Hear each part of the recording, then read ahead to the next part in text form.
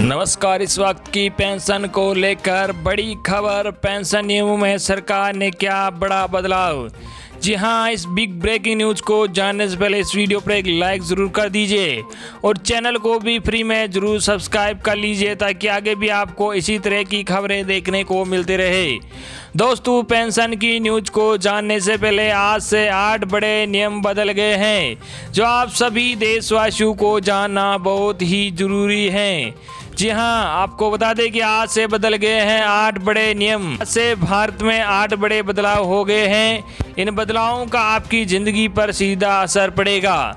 इन नए नियमों से एक और जहां आपको राहत मिलेगी, वही अगर आपने कुछ बातों का ध्यान नहीं रखा तो आपको आर्थिक नुकसान भी हो सकता है।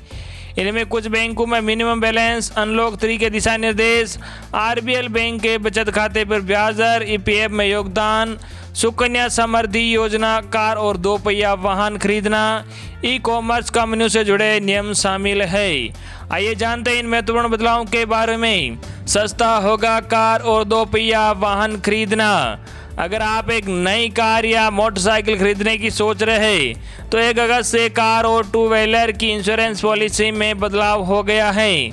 भारतीय बीमा नियामक व विकास प्राधिकरण इरडा 1 अगस्त से मोटर थर्ड पार्टी और ऑन डैमेज इंश्योरेंस में बदलाव क्या है। इरडा के दिशा निर्देशों के मुताबिक ग्राहकों को कार की खरीद पर 3 साल और 2 पहिया वाहनों की खरीद पर 5 साल का थर्ड पार्टी कवर लेना अनिवार्य नहीं होगा। इरडा ने इन वाहनों पर से पैकेज कवर को वापस लेने का फैसला किया है। ऐप में 3 महीने के लिए कटौती की सीमा भी समाप्त। जी हाँ, श्रम और रोजगार मंत्रालय ने कर्मचारी भविष्य निधि ईपीएफ अनुदान में 3 महीने के लिए कटौती लागू करने का फैसला लिया था। जुलाई तक इसे 12% से घटाकर 10% अनुदान करने का फैसला लिया गया। 31 जुलाई को यह अवधि समाप्त हो गई। इसकी घोषणा वित्त मंत्री निर्मला सीतारमण ने पीएम गरीब कल्याण पैकेज के तहत की थी। 1 अगस्त से पीएम गरीब कल्याण पैकेज के तहत आने वाले कर्मचारी नियोक्ताओं के लिए योगदान फिर से 12% हो गया है।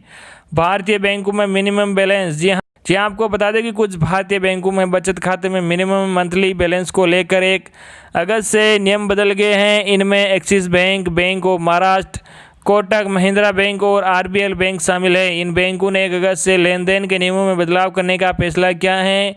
इनमें से कुछ बैंक कैश निकालने और जमा करने पर फीस वसूलेंगे, वही कुछ बैंक मिनिमम बैलेंस बढ़ाने की तैयारी में है। अनलॉक 3 की शुरुआत। देश में कोरोना वायरस महामारी के प्रसार को लगाए गए राष्ट्रव्यापी लॉकडाउन के चलते जो गतिविधियां थम गई थी उन्हें चरणबद्ध तरीके से खोला गया है। इस प्रक्रिया को सरकार ने अनलॉक नाम दिया है। आज अनलॉक का दूसरा चरण समाप्त हो रहा है और 1 अगस्त से तीसरा चरण शुरू हो जाएगा। इसके लिए सरकार ने दिशा निर्देश जारी किए हैं। इन दिशा निर्देशों में सरकार ने कई राहतें दी हैं। एक और जहां नाइट कर्फ्यू रात में लोगों की आवाजाही पर प्रतिबंध को हटा दिया गया है, वहीं दूसरी ओर 5 अगस्त से जिम और योग संस्थानों को खोलने की अनुमति भी दे दी है। कंटेनमेंट जोन में सरकार ने 31 अगस्त तक सख्त लॉकडाउन जारी रखने की बात कही। हालांकि कंटेनमेंट जोन के बाहर भी अभी कई गतिविधियों पर प्रतिबंध जारी रहेगा। सुकन्या समृद्धि में नहीं मिलेगी राहत। कोरोना संकट बीच सरकार ने ऐलान किया था कि 25 मार्च से 30 जून 2020 के दौरान जो बच्चियां 10 वर्ष की हो गई उनका सुकन्या समृद्धि योजना में खाता 31 जुलाई तक खुलवाया जा सकता है। 1 अगस्त 2020 से इसका लाभ नहीं मिलेगा। मालूम हो कि सुकन्या समृद्धि खाता केवल जन्म की तारीख से 10 वर्ष की आयु तक ही खोले जा सकते हैं। ई कॉमर्स कंपनियों को बताना होगा किस देश में बना है सामान। जी आपको बता दें कि केंद्र सरकार ने ई कॉमर्स कंपनियों को लेकर नए नियमों की अधिसूचना जारी कर दी है। अब ई कॉमर्स कंपनियों पर मिलने वाले उत्पादनों पर यह लिखना जरूरी है कि सामान कहाँ बना है। अगर कोई कंपनी इस नियम का पालन नहीं करती है तो उसके खिलाफ कार्रवाई होगी। ज़्यादातर कंपनियों ने पहले ही यह जानकारी देना शुरू कर दी है। इनमें फ्लिपकार्ट, मिंत्रा और स्नैपडील जैसी कंपनियां शामिल है। किसानों को मिलेगा लाभ। किसानों के लिए केंद्र सरकार आए दिन कोई न कोई घोषणा करती रहती है। 1 अगस्त से पीएम किसान सम्मान निधि योजना के तहत 6वीं किस्त डाली जाएगी। मोदी सरकार किसानों के बैंक खाते में 2,000 रुपये की 6ठी किस्त डालेगी। आरबीएल बैंक के बचत खाते पर ब्याज दर। आरबीएल बैंक ने बचत खाते पर मिलने वाले ब्याज में कटौती की घोषणा की है। नई ब्याज दर 1 अगस्त 2020 से लागू होगी। अब आरबीएल बैंक बचत खाते में 1 लाख रुपये तक जमा कर खाताधारकों को सालाना 4.75% ब्याज मिलेगी। अगली बड़ी खबर, लॉकडाउन में रिटायर्ड होने वाले केंद्रीय कर्मचारियों के लिए गुड न्यूज़। कोरोना काल तमाम लोगों के लिए एक बड़ी परेशानी लेकर आया। इन दिनों रिटायर्ड होने वाले कर्मचारियों के सामने पेंशन और ग्रेच्युटी को लेकर काफ़ी दिक्कत आ रहे हैं, लेकिन ऐसे कर्मचारियों केंद्र सरकार ने बड़ी राहत दी है। लॉकडाउन के दौरान रिटायर्ड होने वाले केंद्र सरकार के कर्मचारियों को नियमित पेंशन भुगतान आदेश जारी होने और अन्य औपचारिकताएं पूरी होने तक अस्थायी पेंशन राशि मिलेगी। केंद्रीय मंत्री जितेंद्र सिंह ने कहा कि महामारी और लॉकडाउन को देखते हुए यह निर्णय लिया गया है। केंद्रीय मंत्री ने कहा कि लॉकडाउन के चलते सरकारी कर्मचारियों को पेंशन फॉर्म जमा करने में दिक्कतें हो सकती हैं। यह भी हो सकता है कि रिटायर होने वाले कर्मचारी सर्विस बुक के साथ दावा फार्म फिजिकली तौर पर वेतन और लेखा कार्यालय में जमा करवा पाने की स्थिति में न हो, खासकर उन हालातों में जहां दोनों कार्यालय अलग अलग शहरों में हो, जो ये परेशानी और बढ़ जाती हैं।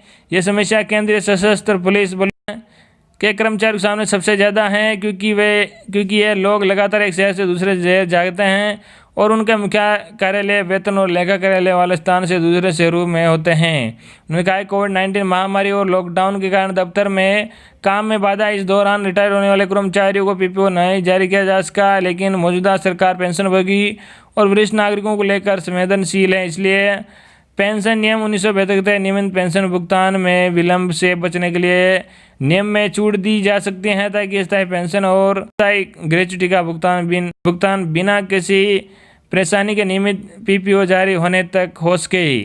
महामारी के दौरान रिटायर होने वाले केंद्र सरकार के कर्मचारियों को नियमित पेंशन भुगतान आदेश जारी होना, अन्य औपचारिकता पूरी होने तक अस्थायी पेंशन राशि मिलेगी। तो ये थी आपके लिए आज की बड़ी और बेहद ही महत्वपूर्ण खबर। आई होप कि आपको आज की हमारी जानकारियाँ पसंद आई होगी। धन्यवाद।